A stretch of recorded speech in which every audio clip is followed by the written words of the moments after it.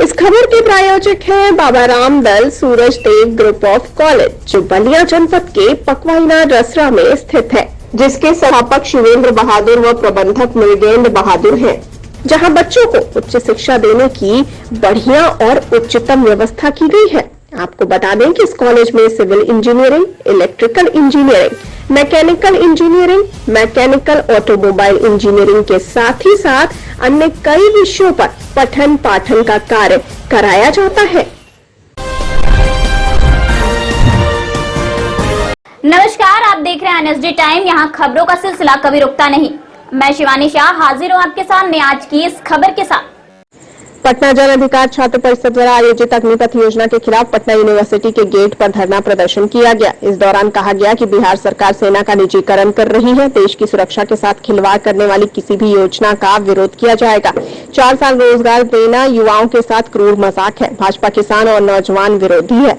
आंदोलन में शामिल युवाओं पर मुकदमा कर प्रताड़ित किया जा रहा है। इसकी निंदा करनी चाहिए। अग्निपथ योजना युवाओं के भविष्य बिगाड़ने वाली योजना है। आइए देखते हैं पटना से हमारे संवाददाता मुकेश कुमार की ये रिपोर्ट।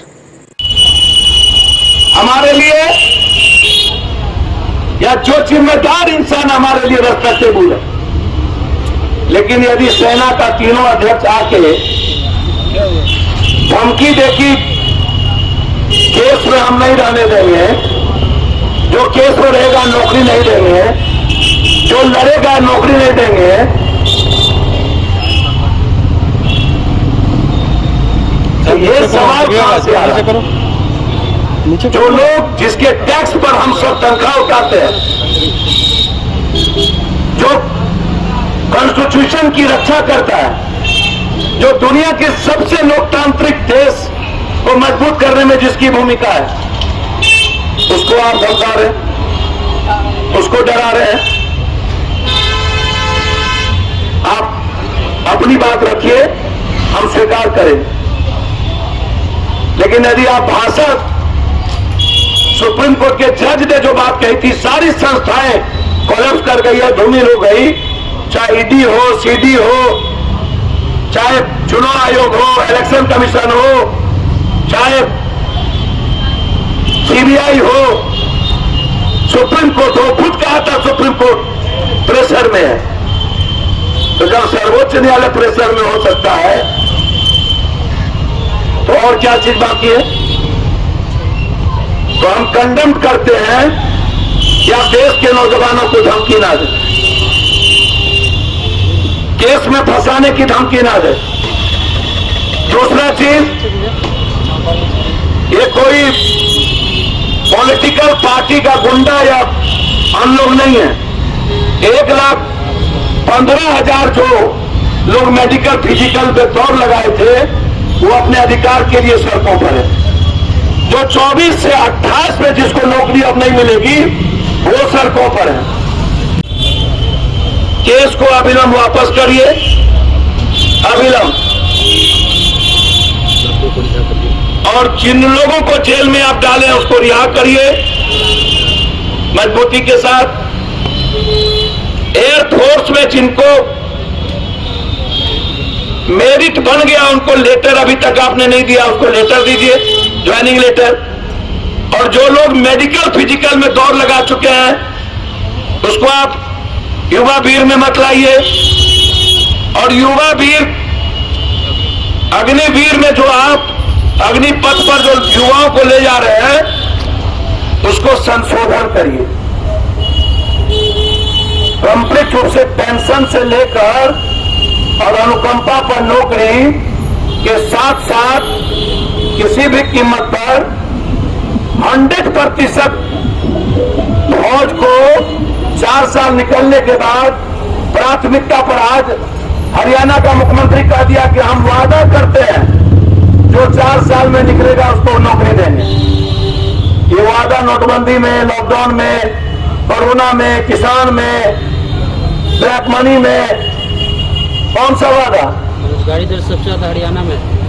छात्र अध्यक्ष और हमारे छात्र नेताओं के द्वारा आज इन बच्चों के अधिकार को लेकर के बड़ा बैठक थी।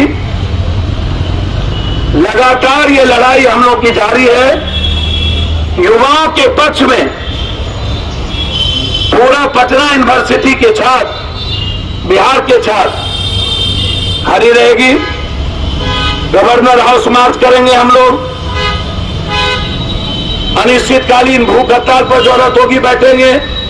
अनिश्चितकालीन पहले धरना चालू होगा जब तक ये सरकार इन अग्निपथ और अग्निवीर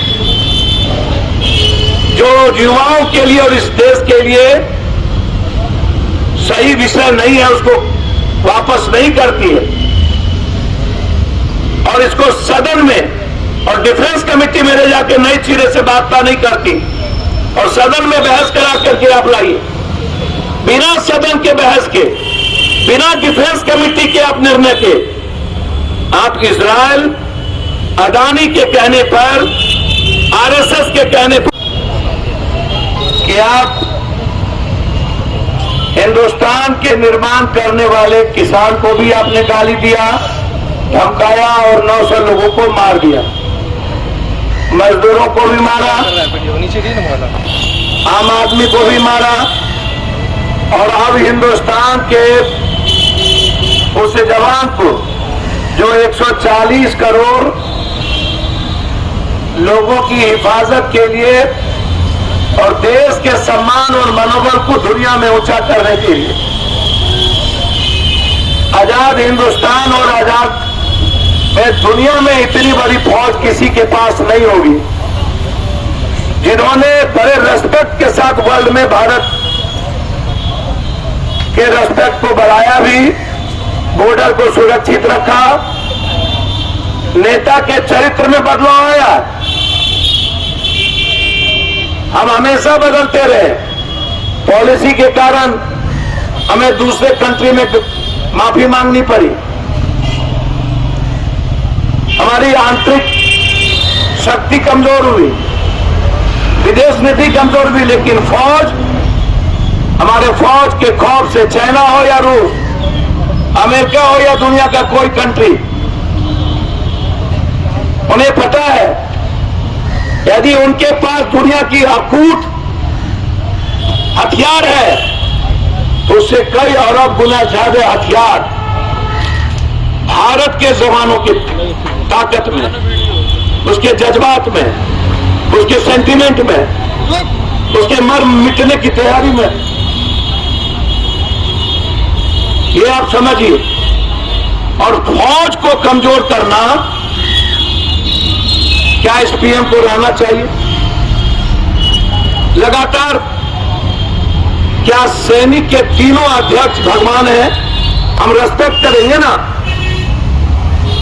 कानून को मानेंगे ना।